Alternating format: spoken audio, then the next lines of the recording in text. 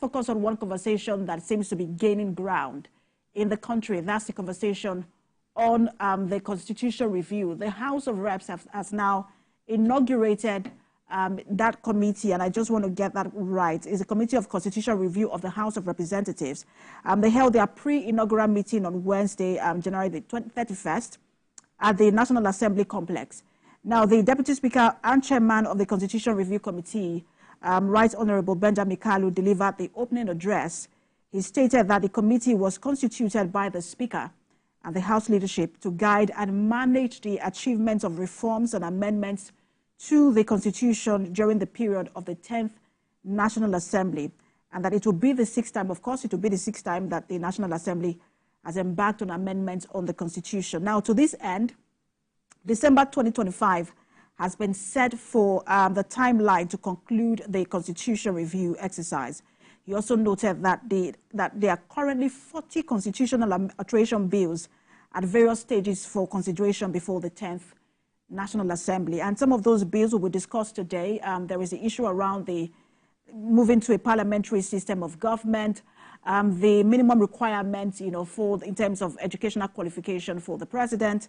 There's also conversation around the retirement age for the clerk of the National Assembly, as well as the state police. A lot of conversations. But let's bring in our first guest today. He's Clement Uwankwo.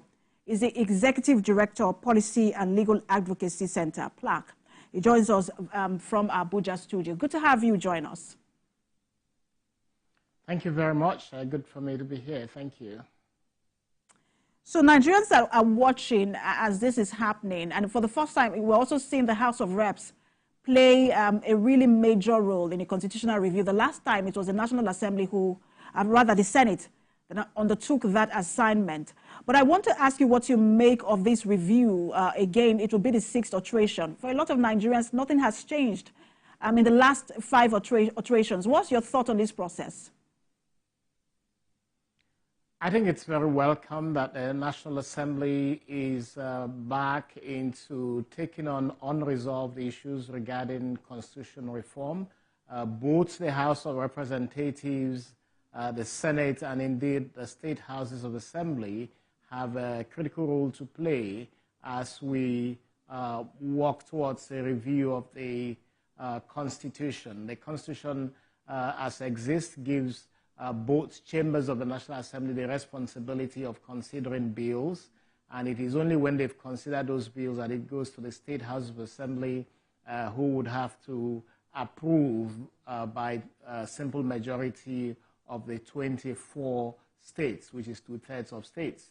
So both chambers, the House and the Senate, do have an equal role to play, and that's how they have been doing this since the first alteration to the Constitution occurred in 2011.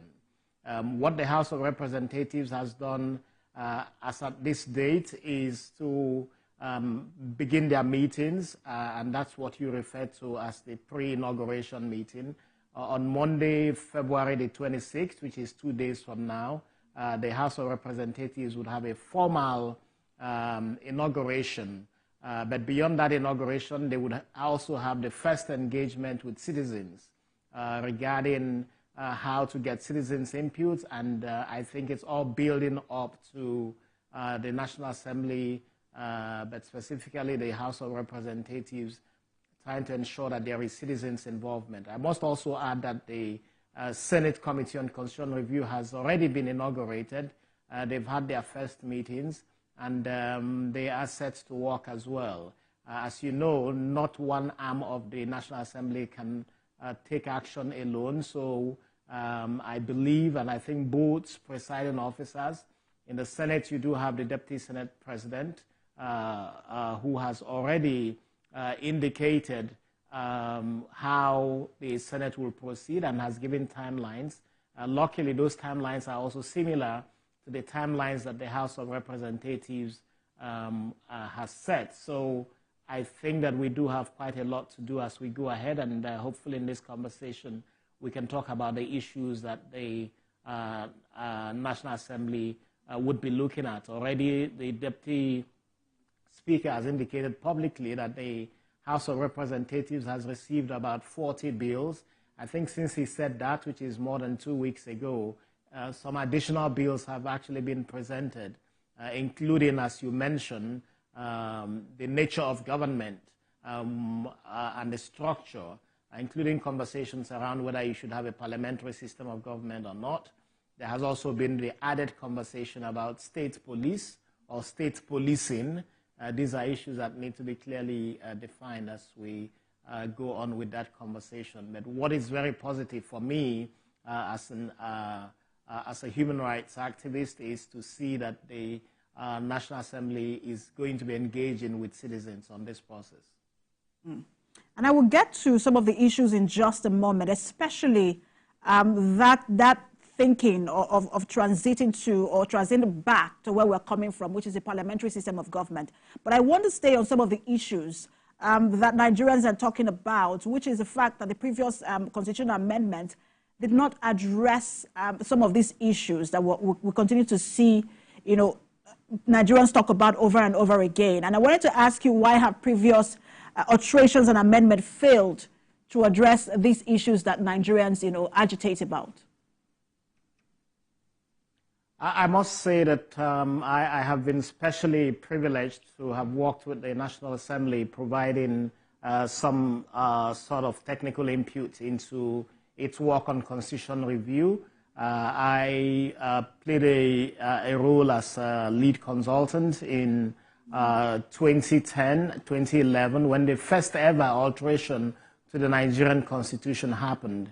And if we look back to then, we did see significant alterations to the Constitution, including the alterations that put INEC and the judiciary on first-line charge, including provisions in the Constitution that reduce the age for appointments to positions of chairman, National Commissioner of INEC, and also removed the appointment of resident electoral commissioners from the presidency to their being nominated by the president and approved by the Senate. So those were the initial amendments, or what is referred to as the First Alteration Act. You did have a Second Alteration Act. You did have a Third Alteration Act, right up to the last amendments, which we refer to now as the Fifth Alteration Act. And when you look at all of this, there has been significant amendments that the National Assembly has made to the Constitution. And I think one of the most significant, which hasn't been talked about very much, is the last amendments in the Fifth Alteration Act, where the National Assembly had tried and indeed legislated changes to the Constitution that allows for states now to invest and be part of infrastructure provisions in the area of railways, in the area of power and electricity generation, and I think is an additional area. This was the last amendments that were made. But as you know, these provisions were in what was called the exclusive legislative list. They've now been put in the concurrent legislative list, and it's going to be up to states to begin to invest monies and begin to work on their own to take advantage of these constitutional changes. Implementation is going to be an issue, and I know that both presiding officers in the National Assembly, and I think it was the Speaker of the House of Representatives, who recently had what was called a sectoral briefing or hearing on some aspects of this. And I think that it is going to be up to investors, it is also going to be up to states to decide to take advantage, because we've been talking a lot about decentralization, we've been talking a lot about fiscal federalism, and we're talking about devolution of powers. These were some of the changes that these alterations represent. And I think that, yes, you are going to have, continue to have people make provisions or make suggestions about alterations to the Constitution, because, again, don't forget that there's this unending argument in Nigeria about the military handing over a new constitution to Nigeria in 1999. And so a lot of us are not happy about how this constitution came about, because the reference to we the people has been a continuous thing. But we've come a long way since that, and I think that's why the constitution alteration process is important. If there were things the military inserted into the constitution that we were not happy with, the constitution review effort has continued to address some of those issues that we have complained about, and I think that this is an important opportunity for the National Assembly, the state legislatures, and indeed the President to continue the efforts at reforming of the Constitution. You raised two key issues that I sort of want to expand on. One of them is that it's quite interesting. You mentioned the states that, and implementing some of these provisions, especially in the fifth alteration. One of them, there was the issues around financial autonomy for both the local government and the state houses of assembly. In most states, that hasn't happened. And so one wonders if an amendment or an alteration isn't just only as strong as a willingness of those who should implement it to implement it. Yes, I think that there's a responsibility on those who should implement changes that have been made to do so. Yes, you raised the question about outstanding issues. I must point out that local government reform is an outstanding issue. There hasn't been any changes made to the Constitution regarding local governments. We do know that the local governments are the third tier of government. Unfortunately, in this country, local governments have not been allowed to function. States have not allowed local governments to function, and when you watch what is going on with local governments in the states, you would see that the governors have not allowed these states to function in the way that it should function and as defined in the Constitution. So it is a continuing and indeed unachieved reform, and we must come to the point where we decide what is the nature of local governments that we should have, and that's why the agitations are coming up again. The present president was a major advocate for local government reforms, and when he was governor in Lagos State, there was a whole issue that was really very controversial when he created additional local governments in Lagos State, for which Lagos was punished for several months by then President Olusegun Obasanjo. So it would seem to me that this president understands the important need for reform of local governments. What we would like to see this president do is to take the initiative, working with the National Assembly and state legislatures, to ensure that it will promote a wholesome addressing of the outstanding constitutional questions that this country faces, including, of course, electoral reform. So for us in civil society, for us who are strong advocates for constitutionalism and effectiveness of our Constitution, there is a lot that we expect from the present administration. But again, the National Assembly has taken the initiative, and like I said, we do have the first engagement that the House of Representatives would be having with citizens during its inauguration on Monday, February 26th here in Abuja. So we do expect that that begins wider consultation and discussions around constitutional reform. The other issue you raise is the fact that this particular constitution was handed over by the military to a democratically elected government. And people are saying, look, perhaps let's do away with it, start all over again, a blank check. Let's have a people-centered and a people-driven constitution. How plausible is that? I think it's perhaps desirable that you do have a process whereby citizens would be at the lead of debate and be the ones who eventually have the final say in voting and approving a constitution for the country. But it's not a blank space. There is a government in place. There is a legislature in place. There is indeed, even if there are questions around it, a constitution in place. And the 1999 Constitution, which is what governs us at this time, has outlined procedures for alteration to it. And I think that if we are going to have a wholesome, which is really desirable and important to do, if we are really going to have a wholesome reconsideration of our Constitution, then all of the key actors who are given role within this Constitution would have to agree and reach a consensus on the best way of achieving satisfaction of we the people that is included in the Constitution.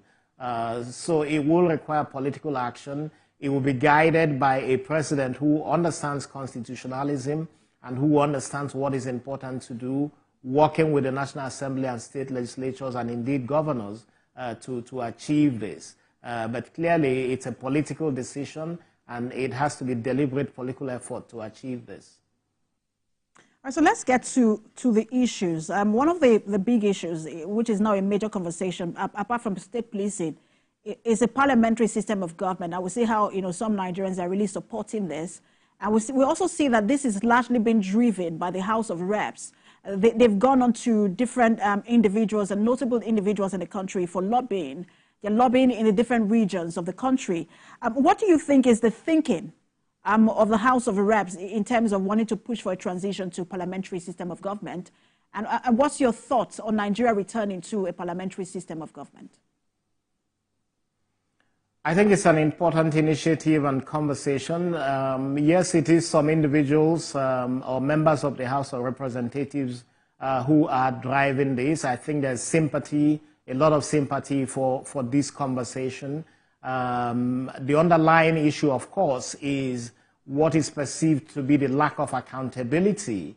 The presidential system gives the legislature powers of oversight, but we have seen in this country how those powers have hardly been utilized or allowed to be utilized.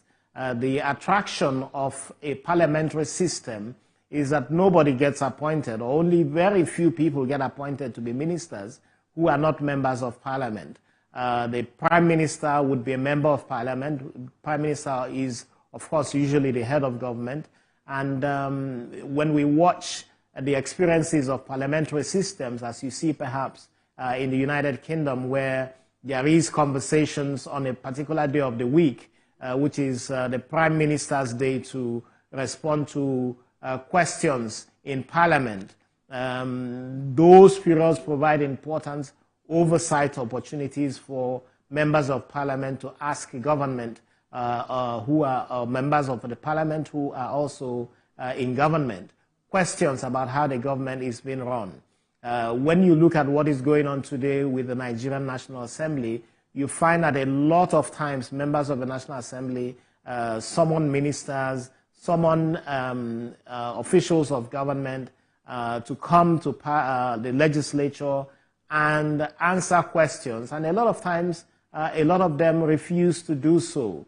Indeed, it takes a whole lot, like the mountain being moved instead of Mohammed being moved, to get the president to come to Parliament, or to the legislature to answer questions. I do not think that we have had those experiences, and that is why I think there's a lot of push in this regard, that members of Parliament who would also be ministers in government would sit with parliamentarians on specific days, would answer questions, would be accountable to Parliament, and there will be greater scrutiny and oversight of government business during those sessions. So I think that those are the reasons that inform the push for parliamentary democracy.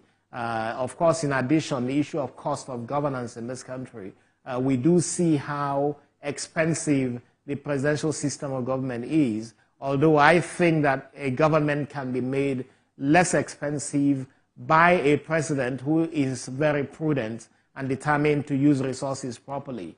What we have seen in this country is that we do see very bogus presidencies, bogus appointments, increasingly high number of appointments to positions, and those positions come with their cost to the public purse, which we shouldn't be allowing, especially at this time. And I think it's quite disappointing at this time to see so many appointments being made, so much recklessness with government spending, so much inability of the leadership of government to rein in its officials who are spending insensitively without realizing that the country is in very serious, difficult economic situation. And it's quite interesting because when people argue for parliamentary system of government, when they talk about accountability, transparency, and then cost of governance, it's always fun. I don't know if a lot of Nigerians feel that way because it's the same National Assembly Nigerians were complaining about just some months ago when they got cash, millions of naira to buy cars. That's the National Assembly. That wasn't the presidency. And so when you say less than return, or when they're proposing that we return to the parliamentary system of government, I'm not also sure that these Nigerians feel like the National Assembly has been transparent. Are we not just moving the issues from one system of government and then putting it in another system of government? Because it's the same crop of people. Nothing has changed.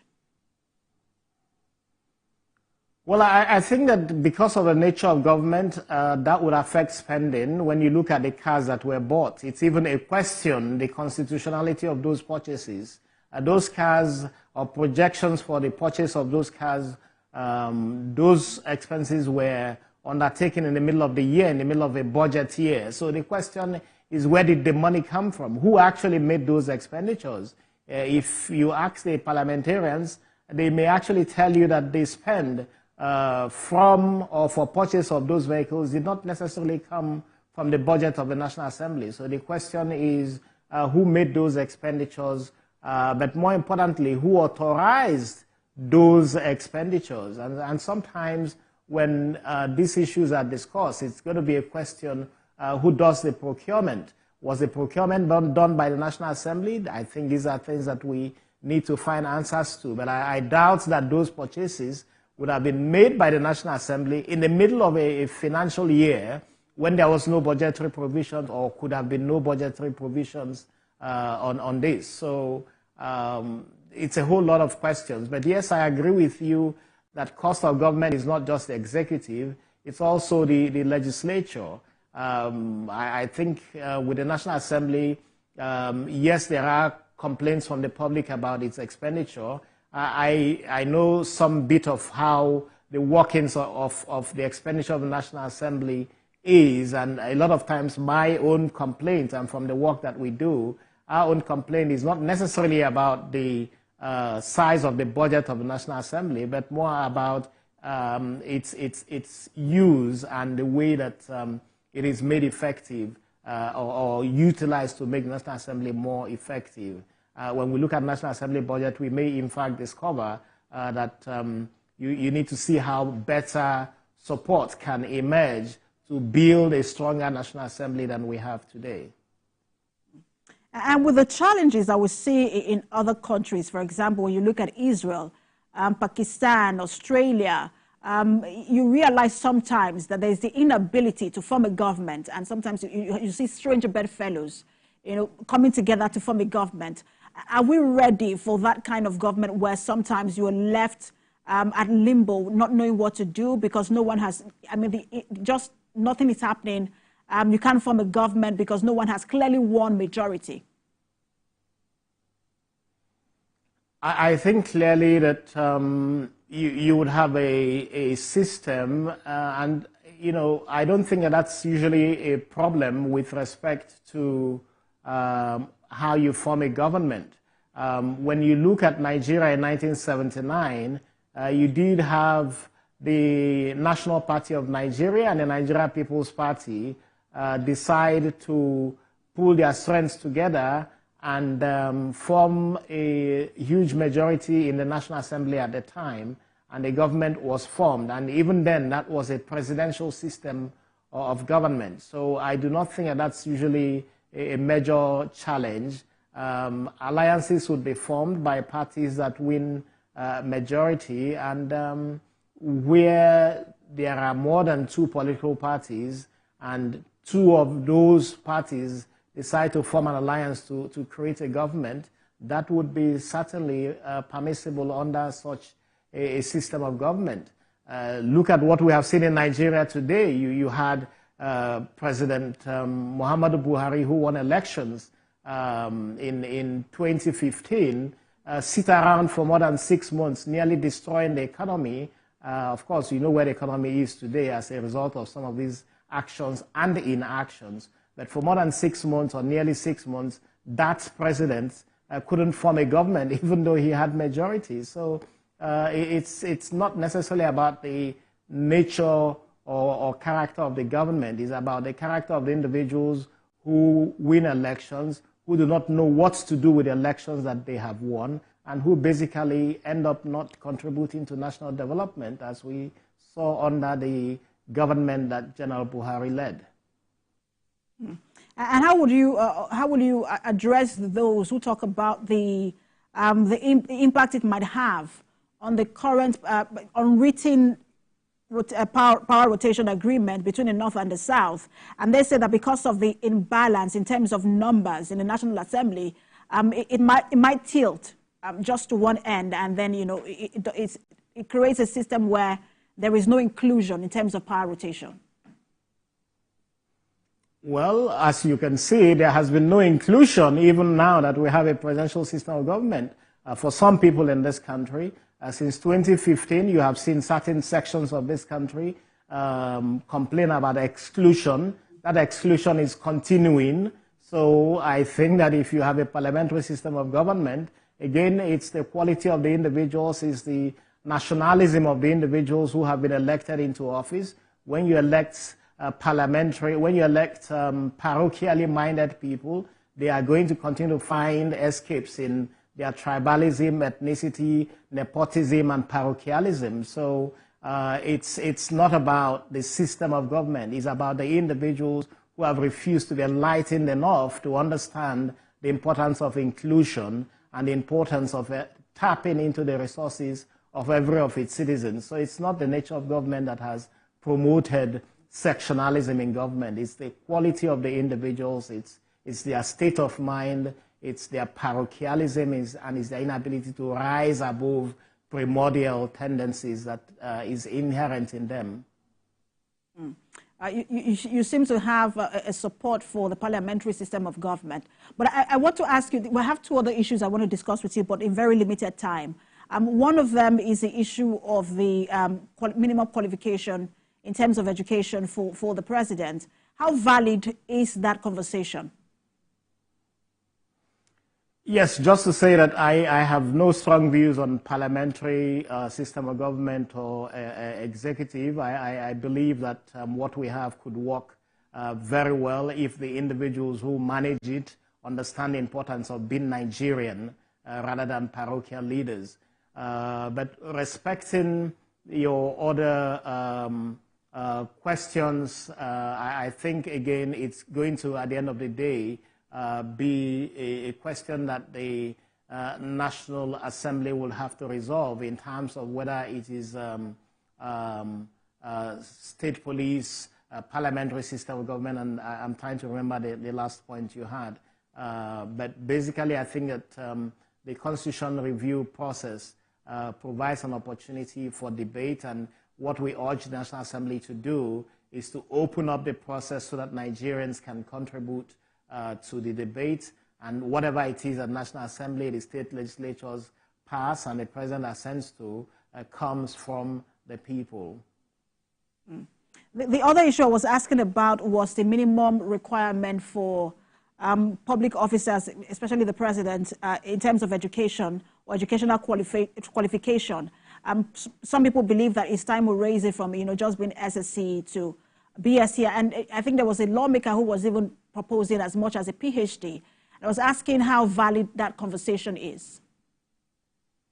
I think we've come a long way since this. The last times these issues came up, and we did see in the First Republic that some of those who ran in the legislature particularly had such minimal level of qualification, but that didn't necessarily determine the quality of contribution to governance. I think that in regular terms, a lot of people are going to school these days. The question about educational disadvantaged or educational disadvantaged areas of Nigeria, I think, has been overtaken by the fact that a lot of people are going to school today. I think that if you have PhDs and professors running things, it doesn't necessarily determine the quality of contribution that they make to national development. In any case, anybody, and we've seen that even with people forging certificates, but anybody can acquire any degree but lack character, and I think that's the most important thing, the character of individuals who run government. So for me, it's a mute conversation. I wouldn't dwell too much on the qualification of persons. Of course, it's important that the Constitution stipulates a minimum educational qualification for persons to run for office. But for me, I don't think that's what is going to determine the quality of individuals who run government. The character is far more important, and unfortunately, the character of a lot of people in government in Nigeria today is extremely very defective, and that's the cause of our underdevelopment, not the quality of their education. You've seen professors, you've seen lawyers, you've seen doctors perform woefully in government. So for me, that's not the key issue. I think it's the character of the individual and how the institutions function. How can the legislature hold the characters in government to account, and how can citizens be able to exercise their rights to recall an elected legislator who is not fulfilling constitutional responsibilities? Those would be, for me, the area to dwell in terms of any alteration or amendment to the Constitution, rather than paper qualification. Let me get your thought on state policing. I mean, the conversation around it has been that, look, if you strengthen the Nigerian police, that's enough in terms of numbers, in terms of welfare, training, and then that's fine. But that if you start to, some states are not even viable enough, to pay their staff salary, let alone saying you can have a state police. And then the issue of abuse is also there. What's your thoughts on the state policing and how we should proceed? I think this country has seen some type of state policing in the past, especially in the First Republic, where local authorities misused the police incredibly. I would like to see what the assurances are, indeed what even is being proposed. I don't think anybody knows what is being proposed. Yes, it's attractive to talk about state police in the context of where we are today, where the command and control structure comes from what is referred to above, which is Abuja. So some local police in a local government area keeps getting command from Abuja about how they should function or not function. I think that's what we need to change. How do we change the command and structure such that you can have decisiveness, you can have process, and police officers can be guided by that process, even in the smallest hamlets of this country, without interference from above, which is Abuja. I worry tremendously, and PLAC, we do a lot of work on human rights in Nigeria. We did have a lot of cases of governors ordering arrest of critics who are even based outside of their states. In some states, some citizens of those states cannot go back to those states because of the arbitrariness and because of the excessive impunity of governors. So if you were to replicate one national police force into 36 plus FCT police force, then I think it's a recipe for disaster if you do not provide sufficient control and insulation from political elements. So I would be extremely cautious about proposing state police that talks about having a state have its own police under the control and command of a governor. I think this would be disaster for the country.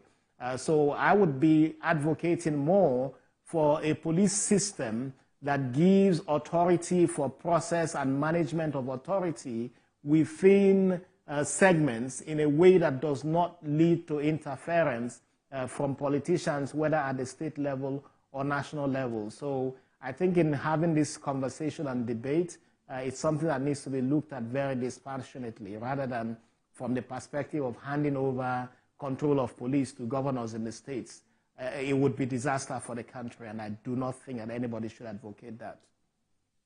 I think it all boils down to, even as we begin to wind down the conversation, I think it all boils down to one of the things you said, which I think is very key, that irrespective of what the bills are, the amendment is, or the system of government is, it all boils down to the character of the person in office, no matter what happens. It's been a pleasure speaking with you, Mr. Clement Owankwo, who is the Executive Director for the Policy and Legal Advocacy Center, PLAC. Thank you so much for your time. Thank you. You're watching Standpoint.